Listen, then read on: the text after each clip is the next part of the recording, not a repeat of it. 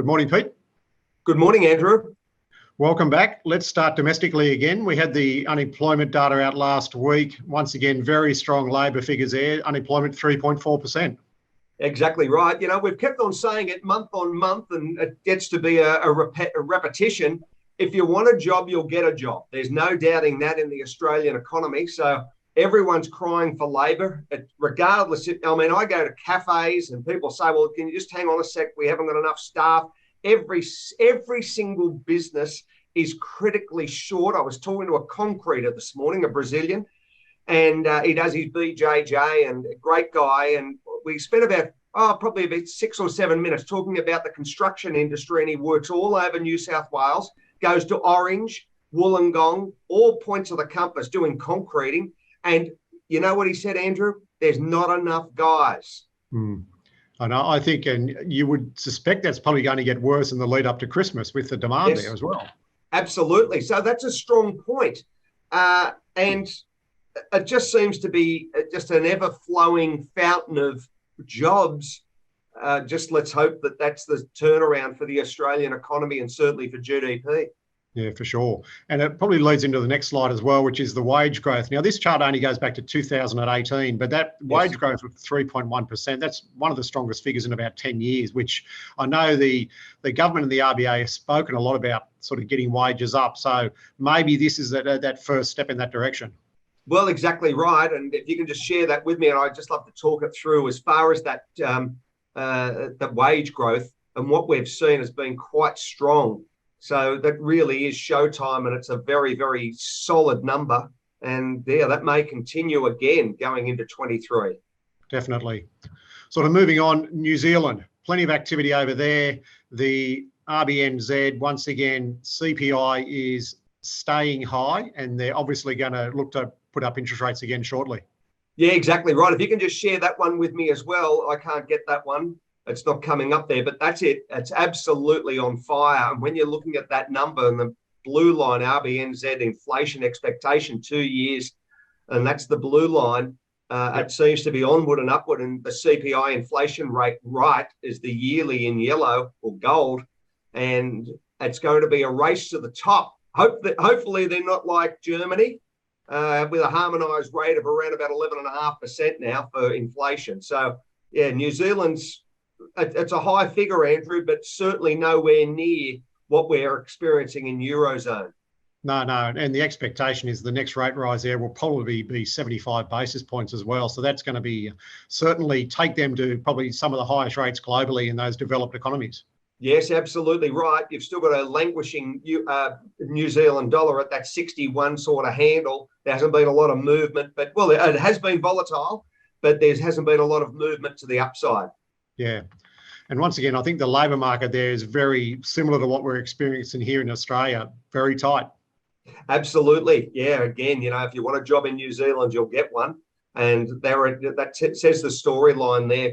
Very, very easy to read. All of our global audience, you've got the blue line and the yellow line, labour force participation on the right side being yellow or gold. And it's really just extraordinary times. So that's a good sign, and naturally school leavers coming out of school now, Andrew, you know, pushing them out the door as an 18-year-old. Can I get a job? Well, you'll get a job, all right, and you'll do quite well, you know. Yeah. And university, also this time of year, everyone's looking for labour, and there'll be no shortage of workers. Yeah, for sure. Sort of moving on to the Eurozone, once again, there's not much good data out of there at all. And we look at the data here, looking at the GDP, the PMI, but the red checkered line there is basically the expansion contraction line. Yeah. All points, it's going to be contraction, basically. All points to negativity, exactly right. And you've got runaway inflation, as we spoke about, with a average there over 11%, I think, or approaching it as far as Eurozone. Three countries in that Baltic region in the Eurozone members are above 20% now for inflation. And as you say, you know, the expansion or contraction line from a PMI standpoint, certainly in contraction there. And that's not a good sign leading into a winter. So, yeah, it'll be how the Eurozone plays. Currently, Andrew, that's 103 for the or 1.03 for the euro/US dollar. Yep. Dynamic trade. It's been very, very wild over the last couple of weeks. Certainly has. Sort of moving on, this chart here, which gives us the chart between the 2s and the 10s of the US Treasury. So that's the difference there now is roughly about 65 basis points, which is obviously the shorter end of the curve is higher, the longer end of the curve is lower. But I suspect it's going to stay that way for some time yet. Well, exactly right. And all your years, how many years were you at Bloomberg? So 10, close to 10 years. So that screen looks very familiar to me, Pete. I thought it would, and you travelled all over Asia with Bloomberg, and you've seen it all, Andrew, as far as not only from the technology feeding into that, but that we live and breathe as far as 10-year and 2-year yields and what they're performing like in the US. And as you've said, they're really narrowing down. And I think with the 10s as well, like it's come off quite a bit. Those 10s are around that sort of between 3.8 and 3.9. So they are down quite a bit from their highs, but still at the short end, definitely more interest rate rises to come in the US. Well, we've got those Fed tipped to only raise 50 basis points in December, and you've had 4 consecutive 75 basis points, and we got the news coming out tonight, FOMC minutes. And you've also got, don't forget, S&P Global Business Surveys for November. They come out this evening. So it's a full week. I've also got Eurozone All Eyes on the latest PMIs, and those surveys are out again today on Wednesday. So we're leaning towards 75 basis points in Eurozone, and it's a toss of the coin, 50 or 75. What are you going to put your hand on for US for December? Oh, I think I'm going 0.5%. I reckon there's clear signs that prices are coming off in a whole range of sectors. So I think I think 50 might do it, and that will that give the equity boys a bit of a Santa Claus rally? It could well do. And talking of that, I mean, the Dow was up last night 1.18%. You had the S&P and Nasdaq both up the same rate, 1.36. So it was a nice night, and that may flow over to a good day as far as Asian equities today. So it could be a little bit of positive tone. Yeah, and I think there's plenty of fund managers out there that want a figure at the end of the year to be not as negative as what it is at the moment, as well as they try to raise capital for next year. Absolutely. So their fund managers might be having a bit of fun. You would think so.